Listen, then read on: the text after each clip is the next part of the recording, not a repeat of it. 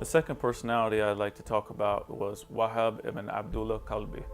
He was a Christian as well, him and his mother, and he was traveling with his mother, and he was just recently married a few days prior. And they were traveling, and they passed through Karbala. So they asked, who is this person that these two armies met? Like, what's going on here?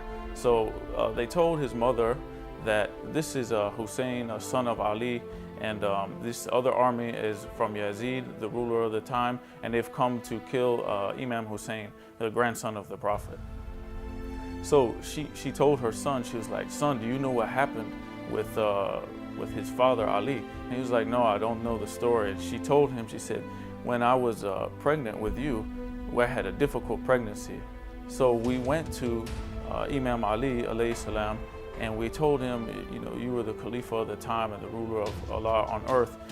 Please pray to Allah for us to help us have this baby. And through this prayer, she was able to have the baby successfully, and that's how Wahab was born. She said, you owe everything to this family, because if it wasn't for their prayer, you wouldn't even be here. So I want you, as my request to you, to go and fight and defend Imam Hussein. So he had just got married before. That's like a really big test. You just got married maybe 2-3 days or a week before, and then you have to go fight on the battlefield. But his wife was okay as she understood the situation. So he went and said farewell to them and the family, and he went out and fought against Yazid's army.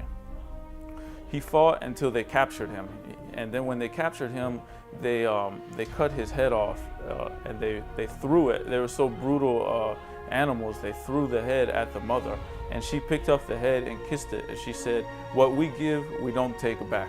And she tossed the head back at the enemies, and she said, I feel bad that I only have one son. If I had 20 sons, I would give them all for Imam Hussein.